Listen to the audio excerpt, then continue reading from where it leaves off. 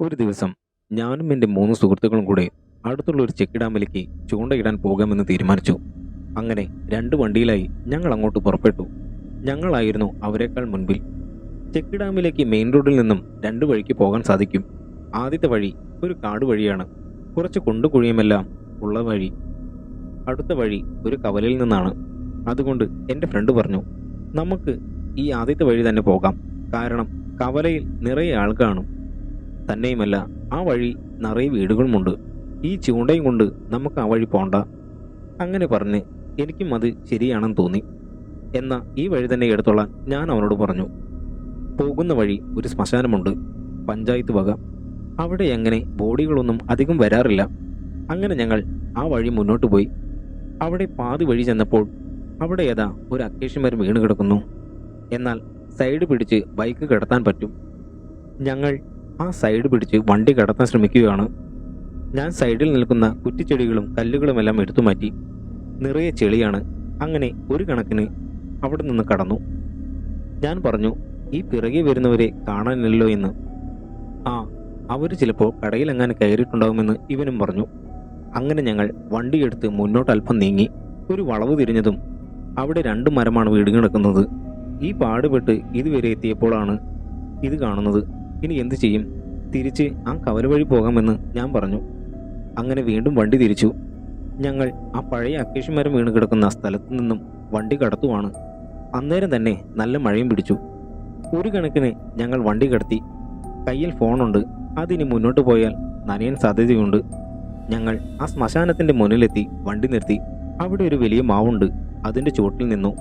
അന്നേരം ഒടുക്കത്തെ കാറ്റ് വീശാൻ തുടങ്ങി. മാവിൻ്റെ വല്ല കൊമ്പും ഒടിഞ്ഞു വീഴാൻ സാധ്യതയുണ്ടെന്ന് എനിക്ക് തോന്നി. നമുക്കങ്ങോട്ട് കുറച്ച് കയറി നിൽക്കാമെന്ന് ഞാൻ അവനോട് പറഞ്ഞു. ഞങ്ങൾ ആ ശ്മശാനത്തിൻ്റെ ഓഫീസിലെ പോലെ ഒരു റൂമുണ്ട്, അവിടെ കയറി നിൽക്കാമെന്ന് പറഞ്ഞ് ഞങ്ങൾ അങ്ങോട്ട് കയറി നിന്നു. അങ്ങനെ ഞാനും അവനെ അവിടെ കയറി നിൽക്കുന്ന നേരം അപ്പോൾ തന്നെ അവന്മാരുടെ കോൾ വന്നു. നിങ്ങൾ എവിടെയെന്ന് അവർ ഞങ്ങളോട് ചോദിച്ചു. ഈ മഴയിൽപ്പെട്ട് ഞങ്ങൾ കാട് വഴിയാണ് വരാൻ നോക്കിയത്, ഇപ്പോൾ ഇവിടെ പെട്ടു എന്ന് ഞങ്ങളും അവരോട് പറഞ്ഞു. അപ്പോൾ അവർ പറഞ്ഞു, ഞങ്ങൾ കവല വഴിയാണ് വന്നത്, ഞങ്ങൾ ഡാമിലെത്തി, വേഗം വരാൻ നോക്കുകയെന്ന്. ആ ശരി എന്ന് പറഞ്ഞ് ഫോൺ വെച്ചു. അല്പം കഴിഞ്ഞതും മഴ മാറി. ഞങ്ങൾ അവിടെ നിന്നും ഇറങ്ങി വണ്ടിയെടുത്ത് ഡാമിലേക്ക് പോയി. അന്ന് ഞങ്ങൾക്ക് കുറേ മീനെല്ലാം കിട്ടി. വീട്ടിലെത്തിയപ്പോൾ ഒരുപാട് വൈകി.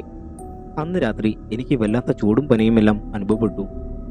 മഴ നനഞ്ഞതുകൊണ്ടാവും എന്ന് കരുതി ഞാനൊരു ടാബൊക്കെ കഴിച്ചു കിടന്നു. ഏകദേശം ഒരു 2 മണി നേരമായി കാണണം.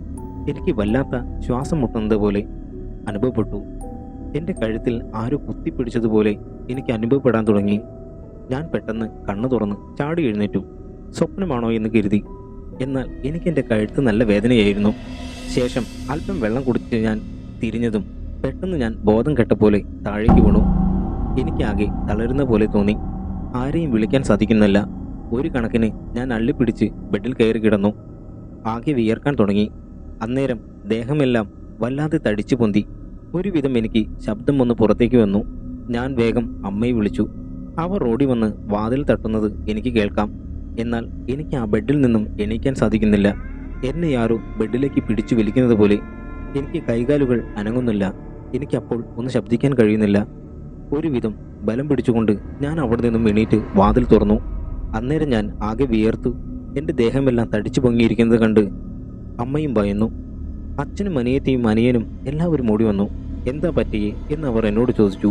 എനിക്കൊന്നും പറയാൻ കഴിയാതെ ഞാൻ വീണ്ടും കുഴഞ്ഞു വീണു. പിന്നെ ഞാൻ കണ്ണു തുറന്നു നോക്കുമ്പോൾ ഹോസ്പിറ്റലിലാണ്. എനിക്കൊരു കുഴപ്പമില്ല എന്നാണ് ഡോക്ടർമാർ പറഞ്ഞത് എന്നാണ് അമ്മ എന്നോട് പറഞ്ഞത്. ശേഷം വീട്ടിലേക്ക് വന്നു. അന്ന് രാത്രി എനിക്ക് കിടക്കുമ്പോൾ വല്ലാത്തൊരു പേടി കടന്നു വന്നു. ഞാൻ അമ്മയോട് പറഞ്ഞു, എനിക്കെന്തോ വല്ലാത്ത പേടി തോന്നുന്നു എന്ന്. പേടിക്കണ്ട, നന്നായി പ്രാർത്ഥിച്ച ശേഷം കിടന്നോളൂ എന്ന് അമ്മ പറഞ്ഞ് വാതിൽ ചാരി അമ്മ കിടക്കാൻ പോയി.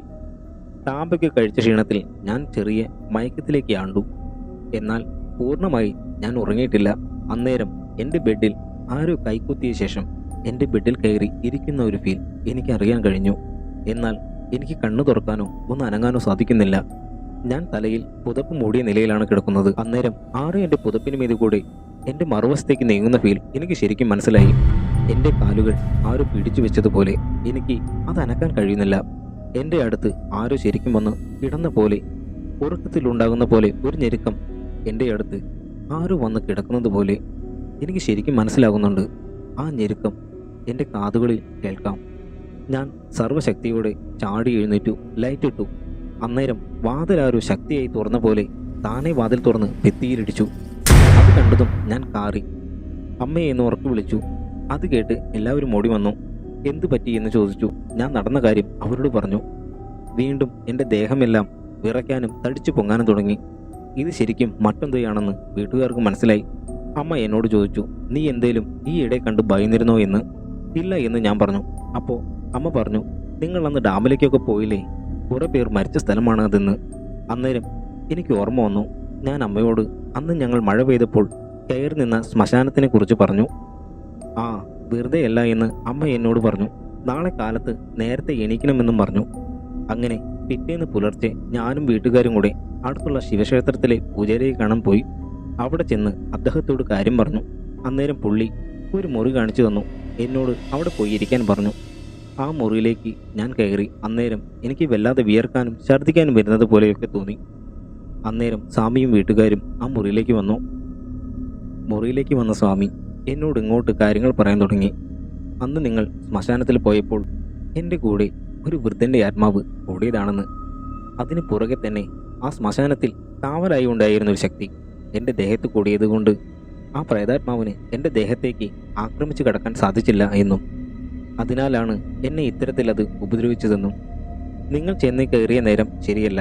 കാരണം ശ്മശാനം അത് ആത്മാക്കളുടെ മാത്രം ആവാസ കേന്ദ്രമാണ്. അവിടേക്ക് കാരണമില്ലാതെ പ്രവേശിച്ചാൽ നമ്മൾ അവരെ തേടി ചെന്നതാണെന്ന് അവർക്ക് തോന്നും. അപ്പോൾ അവർ നമ്മുടെ കൂടെ പോരുമെന്ന് സ്വാമി എന്നോട് പറഞ്ഞു. ഇത് പേടിക്കണ്ട, ഇനി ഇത്തരം കുഴപ്പങ്ങളൊന്നും ഉണ്ടാവില്ല എന്ന് പറഞ്ഞ് എനിക്കൊരു ചരട് കെട്ടിത്തന്നു. ശേഷം ബ്രഹ്മരക്ഷസിന് മുന്നിൽ ചെന്ന് പ്രാർത്ഥിക്കാനും ഇനി മുടങ്ങാതെ 7 തിങ്കളാഴ്ച ശിവന്റെ ഈ അമ്പലത്തിൽ വന്ന് കുളിച്ചു തൊഴാനും എന്നോട് ആ സ്വാമി പറഞ്ഞു. 2 വർഷം മുന്നേ എൻ്റെ സുഹൃത്തായ ജിതിൻ എന്ന വ്യക്തിക്ക് നടന്ന ഒരു അനുഭവമാണിത്. ഈ അനുഭവകഥ നിങ്ങൾക്ക് ഇഷ്ടപ്പെട്ടു എന്ന് കരുതുന്നു. വീഡിയോ ഇഷ്ടമായ ലൈക്ക് ചെയ്യാൻ മറക്കരുത്. എന്നാൽ ഇത്തരത്തിലുള്ള അനുഭവകഥകൾക്കായി ഈ ചാനലിൽ നിന്ന് സബ്സ്ക്രൈബ് ചെയ്യുമല്ലോ. അടുത്തൊരു നല്ല കഥയുമായി നമുക്ക് വീണ്ടും കാണാം. See you soon.